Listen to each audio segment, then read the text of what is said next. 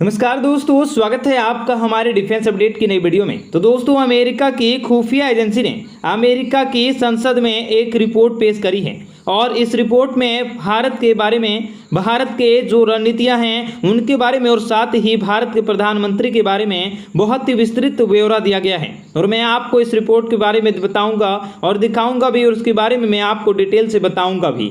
तो बहुत ही important video है, बहुत ही ध्यान से देखिएगा। और हाँ, अगर आपने चैनल को सब्सक्राइब नहीं किया है तो जरूर कर लीजिएगा ताकि आपको ऐसा ही एक्सक्लूसिव कंटेंट मिलता रहता है। तो चलिए वीडियो की शुरुआत कर लेते हैं। तो सबसे पहले ये जान लेते हैं कि यह कौन सी खुफिया एजेंसी है। तो इस खुफिया एजेंसी का नाम है डिफेंस इंटेलिजेंस एजेंसी, यानी कि DIA। बहुत से लोगों ने इनका नाम सुना होगा। और जिस तरीके से आम लोगों की और सरकारों की जो जासूसी करती है तो उसकी जिम्मेदारी होती है CIA की, ठीक उसी तरीके से दुनिया भर की युद्ध और दुनिया भर की सेनाओं की जासूसी का काम संभालती है DIA, यानी कि डिफेंस इंटेलिजेंस एजेंसी। और इसे अमेरिका के सबसे ताकतवर एजेंसियों में से एक माना जाता है।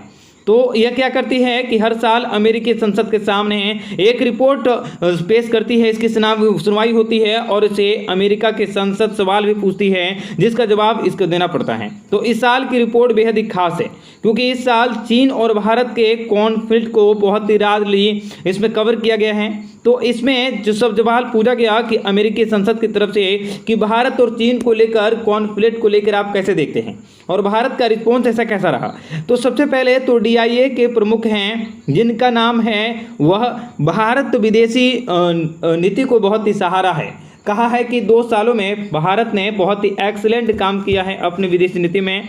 दूसरी बात इन्होंने ये कही कि चीन के खिलाफ भारत ने इस बार जो किया है ना, वो पिछले 70 सालों से कभी नहीं किया। भारत ने इस साल बेहद ही सख्ती ज़्यादा बरती है। भारत ने न सिर्फ चीन पर अपने सेना से प्रेशर बनाया बल्कि चीन पर व्यापार प्रतिबंध लागू किया। चीन के बहुत सारे जो ऐप्स थे उन पर प्रतिबंध लगा दिया गया। इसके अलावा चीन से आयात होने वाले बहुत सारे सामानों पर भी रोक लगा दिया गया। हालांकि ये भी कहते हैं सपोर्ट कि इससे भारत और चीन का तनाव और ज़्यादा बढ़ गया, लेकिन यही शक्ति का परिणाम था कि अंत तक चीन को बातचीत की टेबल पर आना पड़ा। और इतना ही नहीं, अमेरिका की खुफिया एजेंसी क्या कह रही है, आप स्क्रीन पर आर्टिकल देखिए और उसकी आखिरी लाइन में जाइए। अमेरिका की एजेंसी कहती है कि 2020 के पूरे साल में प्रधानमंत्री नरेंद्र मोदी की सरकार विदेश नीति के मामले में हर मोर्चे पर पूरी तरीके से दृढ़ दिखाई दी। और न सिर्फ चीन के मुद्दे पर बल्कि कश्मीर के मुद्दे पर भी जो DIA है उसमें एक बहुत ही खास बात बोली है। स्क्रीन पर आप फिर से एक बार देखिए। बेरियर ने क्या कहा कि भारत पाकिस्तान की सीमा पर मुखर बना रहा है और उसने आतंकवाद के रहते राजनयिक वार्ता करने से इनकार कर दिया। और इतना ही नहीं, भारत अपनी नीतियों को और ज़्यादा ताकत और धारदार देने के लिए भारत ने सेना के विकास पर भी बहुत ही ज़्यादा ध्यान दिया। और भारतीय सेना के विकास पर भी DIA ने बहुत ही बड़ा बयान दिया है। उन्होंने कहा है कि भारत थल सेना, वायुसेना और नौसेना के मोर्चे पर तेजी से डेवलपमेंट कर रहा है। भारत ने रक्षा और उत्पाद के लिए बहुत ही महत्वपूर्ण कदम उठाए हैं। भारत ने डिफेंस स्टडीज को बहुत ही ज़्यादा बढ़ाया है और इस कदम को बहुत ही सहारा है।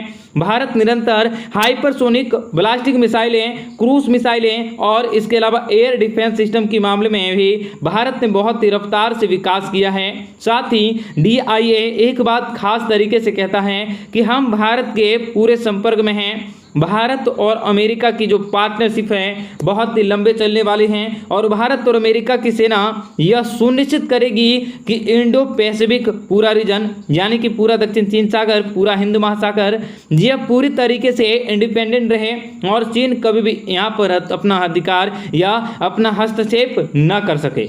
और साथ ही में DIA अंत में यही कहता है, आप स्क्रीन पर आर्टिकल भी देख सकते हैं कि भारत ने हर मोर्चे पर अपना लोहा मनवाया है, खासकर विदेश नीति पर। और भारत और अमेरिका के संबंध बहुत तेजी से आगे बढ़ रहे हैं। तो अमेरिका की खुफिया एजेंसी की इस रिपोर्ट पर आपका क्या कहना है, आप ये कमेंट करके जरूर बताइएगा। और हाँ, चैनल को सब्सक्राइब जरूर कर लीजिएगा जिन लोगों ने अभी तक नहीं किया और वीडियो को शेयर भी जरूर कर दीजिएगा। धन्यवाद। जय हिंद, जय भारत।